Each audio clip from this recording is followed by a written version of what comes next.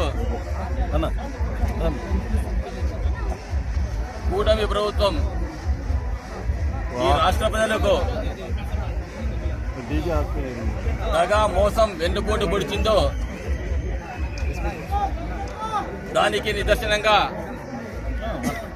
ఈరోజు వైఎస్ఆర్ కాంగ్రెస్ పార్టీ ఆధ్వర్యంలో రాష్ట్ర వ్యాప్తంగా అన్ని నియోజకవర్గాల్లో కూడా తెలుగుదేశం పార్టీ శ్రేణులు ఈ దగా మోసం వంచనకు వ్యతిరేకంగా పెద్ద ఎత్తున ర్యాలీలు నిర్వహించడం జరిగింది. ఈ కార్యక్రమం కూడా కదిరిలో వేలాది మంది కార్యకర్తలతో విజయవంతంగా జరిగింది. ఈ సందర్భంగా నాయకులకు కార్యకర్తలందరికీ కూడా శుభాభివందనాలు నమస్కారాలు తెలియజేస్తూ మనము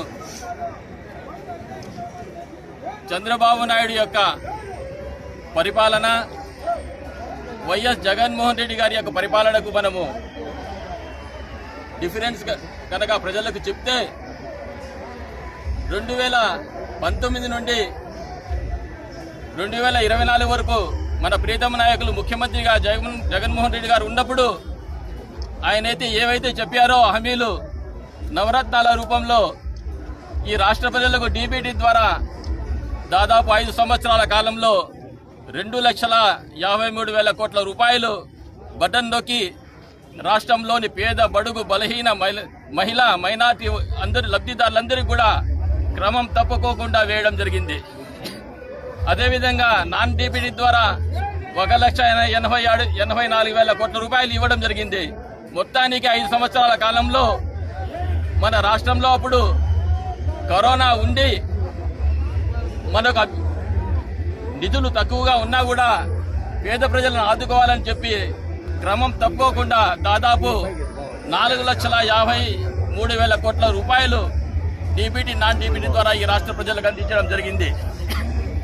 జగన్మోహన్ రెడ్డి గారు ఏవైతే చెప్పారో హామీలన్నీ కూడా ఇంకా ఎక్కువ కూడా ఆయన ఈ రాష్ట్ర ప్రజలకు అందించడం జరిగింది ఆయన ముఖ్యమంత్రిగా ఉన్నప్పుడు. అదేవిధంగా ఈ దగా ప్రభుత్వం చంద్రబాబు నాయుడు గారు ఈ రాష్ట్రంలో ఎస్సీ, ఎస్టీ, బీసీ, మైనార్టీ మహిళలు, ఉపాధ్యాయులు, ఎంప్లాయీస్ అందరికీ కూడా మోసపు వాగ్దానాలతో తెలుగుదేశం ప్రభుత్వం అధికారంలోకి వచ్చింది.